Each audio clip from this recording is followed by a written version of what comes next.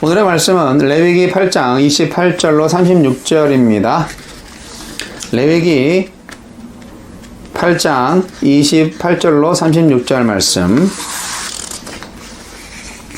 읽겠습니다.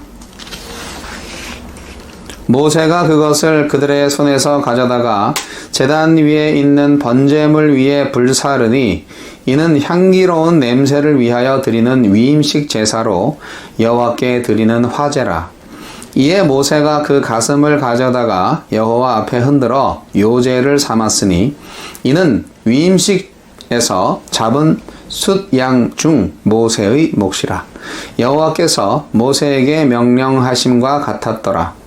모세가 관유와 제단 위에 피를 가져다가 아론과 그의 옷과 그의 아들들과 그의 아들들의 옷에 뿌려서 아론과 그의 옷과 그의 아들들과 그의 아들들의 옷을 거룩하게 하고 모세가 아론과 그의 아들들에게 이르되 내게 이미 명령하시기를 아론과 그의 아들들은 먹으라 하셨은즉 너희는 회막 문에서 그 고기를 삶아 위임식 광주리 안의 떡과 아울러 그곳에서 먹고 고기와 떡의 나머지는 불사를 찌며 위임식은 이레 동안 행하나니 위임식이 끝나는 날까지 이레 동안은 회막 문에 나가지 말라. 오늘 행한 것은 여호와께서 너희를 위하여 속죄하게 하시려고 명령하신 것이니 너희는 7일 주야를 회막 문에 머물면서 여호와께서 지키라고 하신 것을 지키라. 그리하면 사망을 면하리라. 내가 이같이 명령을 받았느니라. 아론과 그의 아들들이 여호와께서 모세를 통하여 명령하신 모든 일을 준행하니라. 아멘. 오늘은 영적 제사장에 관한 교훈을 나누고자 합니다.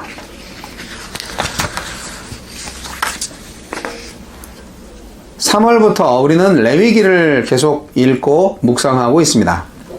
레위기 1장부터 7장까지의 내용은 이스라엘의 5대 제사에 관한 설명이었습니다. 구약의 5대 제사의 의미와 방법에 대해서 잘 알 수 있었던 좋은 기회가 되었다고 생각을 합니다. 오늘은 제사장 위임식에 관한 내용을 살펴볼 건데요. 본론에 앞서서 먼저 구약의 5대 제사에 담긴 정신과 그것을 오늘의 예배에 어떻게 적용할 것인지에 대해서 간단히 정리하고 넘어가도록 하겠습니다. 모세의 율법에 규정된 바 구약시대의 제사들은 그 내용상 의식법에 속합니다. 이 법은 구약시대에 한하여 적용되므로 그리스도께서 오신 신약시대에는 적용되지 않습니다. 하지만 5대 제사의 의미와 효력이 완전히 끊어졌다고 보기보다는 그 법 정신이 그리스도로 말미암아 더욱 승화되고 완성되었다라고 보는 게 맞습니다. 오늘날의 구약 제사는 시행하지 않지만 그 제사에 담긴 정신은 오늘날 그리스도인의 예배 속에 엄연히 살아 있어야 합니다. 영이신 하나님께 영과 진리로 예배하는 우리들이 5대 제사를 통해서 배워야 할 예배 정신은 무엇일까요? 번제 정신을 통해서 오늘날 성도는 하나님께 자기 자신의 영과 육을 완전히 복종시키는 전적인 헌신과 봉사, 희생의 예배를 드려야 합니다. 소제 정신을 통해서 오늘날 성도는 자기 성화의 열매를 겸손과 감사로 바치는 예배를 드려야 합니다. 속죄제 정신을 통해서 오늘날 성도는 하나님께 알고 지은 죄와 모르고 지은 죄를 일일이 자복하고 회개하며 죄사함 받는 속죄의 시간을 가져야 하며 아울러 죄 용서함 받는 기쁨의 예배를 드려야 합니다. 속건제 정신을 통해서 오늘날 성도는 이웃에 대해 잘못한 것을 깊이 반성하며 먼저 이웃과 화해하고 아울러 하나님께 죄 용서함 받는 화해의 예배를 드려야 합니다. 화목제 정신을 통해서 오늘날 성도는 구원의 은총을 받은 자로서 하나님과 참된 화목과 화해의 시간을 갖고 또한 성도 상호 간의 사랑과 기쁨의 교제를 나누는 예배를 드려야 합니다. 결국 오늘날 우리의 예배는 구약의 5대 제사 정신, 곧 헌신과 감사 그리고 회개와 화해 및 친교의 정신이 올바로 살아있어야 실로 그리스도께서 말씀하신 바 영과 진리로 드리는 예배가 될 것입니다. 레위기 1장부터 시작된 구약의 제사 제도에 관한 모든 규정은 일단 레위기 7장에서 끝납니다. 8장부터 10장까지는 규정된 제사 제도를 직접 주관할 제사장에 관한 여러 규례 및 관련 사건을 언급하는 내용이 담겨 있습니다. 특히 오늘 본문 8장의 말씀은 아론과 그 아들들이 하나님과 선민 이스라엘 간의 중재자로서 공식 인정받는 제사장 위임식에 관한 규례가 나와 있는데요. 이것은 성막이 건립되고 제사 제도가 완전히 정비된 후에 시행되는 내용을 담고 있습니다. 제사장 위임식 제사는 회중이 집결한 공개적인 장소에서 시행되었는데 그 절차는 다음과 같습니다. 먼저 제사장으로 위임받은 아론과 그 아들들을 데려다가 불로 몸 전체를 깨끗이 씻깁니다. 이게 8장 1절로 6절까지의 내용이고요. 이어 그들에게 거룩한 제사장의 옷을 입힌 후에 관유를 그 머리에 부어서 발라서 거룩하게 구별시킵니다. 이 내용은 7절로 13절까지의 내용입니다. 다음으로 모세는 그들을 위해 속죄제와 번제 및 소제를 곁들인 화목제를 정해진 규례에 따라 정성껏 드립니다. 이것은 14절로 29절까지의 내용이고요. 제사 후에 모세는 다시금 관유에 희생 제물의 피를 섞어 그 피 섞인 기름으로 아론과 그 아들들의 몸과 그들의 제사장 옷에 뿌립니다. 네, 30절이 그 내용이죠. 그런 후 마지막으로 희생 제물의 고기를 회막들에서 삶아 그것을 소제물과 더불어서 위임받는 제사장들만 함께 먹게 함으로써 하루의 위임식 절차를 끝냈는데요. 모세는 이러한 위임식 절차를 7일 동안 매일 반복해서 시행해야 했습니다. 그 내용이 31절로 36절 말씀이죠. 오늘날 우리가 이러한 제사장 위임식을 통해서 깨달을 수 있는 진리는 무엇일까요? 크게 두 가지로 본다면, 첫째, 거룩한 하나님과 타락한 인간 간의 진정한 화해와 교제를 위해서는 반드시 중재자가 필요하다는 사실이고요. 두 번째는 또한 그 중재자는 하나님과의 교제에 합당한 신적 거룩성을 유지해야 한다는 사실입니다. 비록 구약시대에는 이렇게 복잡한 제사장 위임식을 통해서 이러한 중재자를 인간 중에서 아론과 그 아들들로 채택을 했지만 그것은 어디까지나 장차 오실 하나님과 인간 간의 유일한 중재자이시며 영원한 대제사장이신 예수 그리스도에 대한 모형일 뿐이었습니다. 실로 예수 그리스도야말로 하나님 앞에서 인간의 죄를 위해 실질적으로 중재할 수 있는 유일한 참 중보자로서 그 신적 거룩함과 인간적 성결함에 아무런 흠이 없으신 분입니다. 아울러 이러한 그리스도의 중재 사역을 덧입어 그분의 피와 성령으로 정결케 된 우리 성도 역시 왕같은 제사장으로서 하나님께 담대히 나아갈 수 있습니다. 사랑하는 성도 여러분, 구약시대에 제사장이 되려면 우선 혈통부터 아론의 자손으로 태어나야 했습니다. 아무나 제사장이 될 수가 없었습니다.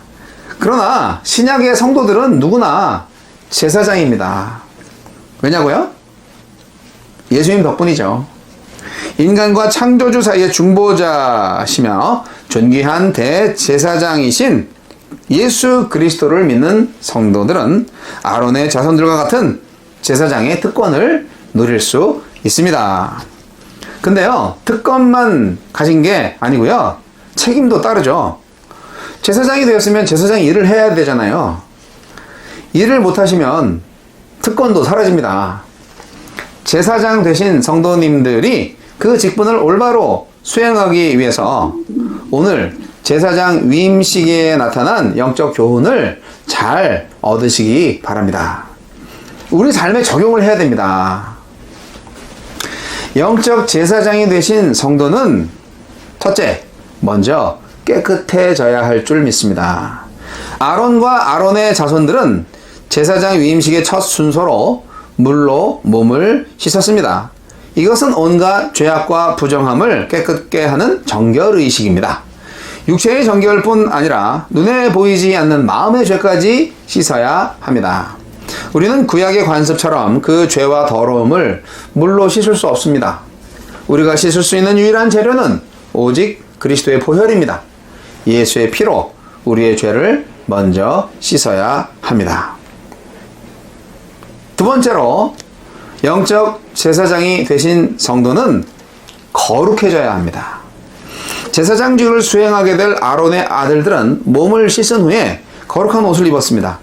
그들은 제사장의 옷을 입음으로써 자연인으로서의 개인은 감춰지고 하나님의 권위를 나타내는 공적인 사람이 되었습니다.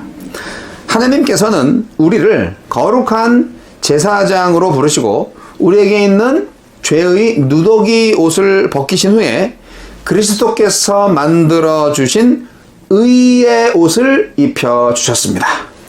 우리는 보이지는 않지만 예수 그리스도를 믿는 믿음의 옷, 거룩한 옷을 입고 있습니다. 그렇지 않습니까? 이 거룩한 제사장의 옷은 거룩한 행실을 의미하기도 합니다. 여러분, 예수 믿고 삶의 변화를 경험하셔야 합니다. 영적 제사장이 되신 성도는 셋째로 성령 충만해져야 합니다. 몸을 씻고 거룩한 옷을 입은 아론과 그 아들들은 그 다음 기름 부음을 받았습니다. 전통적으로 이 기름 부음 의식은 하나님께서 어떤 특정한 사람에게 사명을 주셔서 당신의 일꾼으로 삼는다는 임직의 의미가 있습니다. 그리고 하나님께서 당신의 능력을 위임하신다는 의미이기도 합니다. 오늘날 우리도 당연히 기름 부음을 받아야 합니다. 기름 부음이 없이 제사장 일을 할 수가 없어요. 신약 시대의 기름 부음이 무엇일까요? 바로 성령 충만입니다. 우리는 하나님으로부터 거룩한 직무를 수행하도록 위임받은 제사장이잖아요. 기름 부음이란 성령 충만한 삶을 의미하는 것입니다. 성령 충만한 사람은 하나님으로부터 능력과 은사를 부여받아서 하나님의 사역을 효율적으로 수행합니다. 성령 충만한 자만이 이 타락한 세상에서 하나님의 거룩한 능력을 나타낼 수 있습니다. 요즘 기독교인들이 거룩의 모양만 있고 능력은 없다는 평가를 많이 받습니다. 당연합니다. 기름 부으심이 없으니까요. 성령 충만하지 못하니까요. 사랑하는 성도 여러분, 마음의 더러움을 깨끗하게 청산하지 못하는 사람은 하나님께로부터 인정받는 일꾼이 될 수 없습니다. 거룩한 변화를 체험하지 못한 사람 역시 제사장의 직분을 감당하기에는 참 어렵겠죠. 인간적인 노력으로는 하나님의 일을 할 수가 없는 거예요. 오직 그리스도의 보혈로 심령이 깨끗해지고 거룩해진 사람, 성령의 은혜를 충만히 덧입은 사람만이 주의 일을 끝까지 해낼 수 있습니다. 여러분은 그러한 하나님의 일꾼이십니까? 제사장의 위임식을 통해서 우리는 하나님의 일꾼에 대해서 어떤 기대를 하게 되는지 생각해 볼 수 있습니다. 하나님의 일꾼은 희생하는 사람이에요. 여러분, 희생을 좀 하세요. 제사장 임직식에는 수송아지 1마리와 수양 2마리가 속죄의 제물로 희생되었습니다. 우리는 영원한 희생 제물이 되신 예수 그리스도의 삶을 본받아서 우리의 삶을 희생하여 다른 사람에게 유익을 줄 수 있어야 합니다. 예수님의 제자들은 모든 것을 버리고 주를 쫓았지요. 하느님의 일꾼은 화목하는 사람입니다. 제사장 임직식 순서 중에 희생 제물의 피로 제사장들의 손과 발과 귀에 찍어 발라 그것을 성결케 하는 의식이 있었습니다. 귀는 항상 열려 있어서 하늘로부터 오는 하느님의 음성을 주의 깊게 들어야 하고요. 손은 하느님께 제물을 바치고 백성들에게 봉사하기에 또 축복하기에 아주 바쁜 손이 되어야 하고요. 발은 거룩한 곳에 서서 하느님의 명령에 즉시 순종해야 한다는 의미가 있습니다. 오늘날 모든 그리스도인들은 영적 제사장으로서 하느님께 신실하게 헌신하며 다른 영혼을 돌보고 사회를 밝게 하는 주의 일꾼이 되어야 합니다. 여러분, 화목하게 하는 사람이십니까? 하느님의 일꾼은 하나님과 동행하는 사람입니다. 제사장의 위임식은 7일 동안 계속되었고 위임식이 진행되는 동안 그 제사장은 결코 회막 문을 나갈 수 없었습니다. 이것은 그들 평생 하느님과 동거하고 동행해야 하는 운명이다 하는 것을 암시하는 조치겠죠. 만약 이 기간 동안에 회막을 벗어나면 어떻게 돼요? 죽어요. 7일간의 회막 격리 생활은 하느님의 일꾼으로 세우기 위한 훈련과 연단의 과정이었을 것입니다. 인간적으로는 좀 지루했겠죠. 근데요, 이게 7일만 버티면 된다는 게 아니고요. 누구나 하나님의 일꾼이 되기 위해서는 훈련과 연단의 시간이 필요하다는 것을 말해주는 겁니다. 모세는 하나님의 일꾼이 되기 위해서 얼마나 걸렸죠? 무려 광야에서 40년 동안 있었어요. 사랑하는 성도 여러분, 우리는 하나님의 일꾼이며 영적인 제사장입니다. 참된 일꾼으로 인정받고 칭찬받는 제사장이 되려면 먼저 자신을 희생하고 하나님과 이웃을 섬기며 어떤 시련 중에서도 하나님과 동행하는 사람이 되어야 하겠습니다. 베드로전서 2장 9절 말씀 읽고 설교를 마치겠습니다. 그러나 너희는 택하신 족속이요 왕같은 제사장들이요 거룩한 나라요 그의 소유가 된 백성이니 이는 너희를 어두운 데서 불러내어 그의 기이한 빛에 들어가게 하신 이의 아름다운 덕을 선포하게 하려 하심이라. 아멘. 기도하시겠습니다. 하느님 아버지, 영적 제사장으로 불러주심을 감사합니다. 거룩하게 하소서, 정결하게 하소서, 하느님과 동행하게 하소서, 하느님의 신실한 일꾼으로 평생 행복하게 살다 주님 품에 안기게 하소서.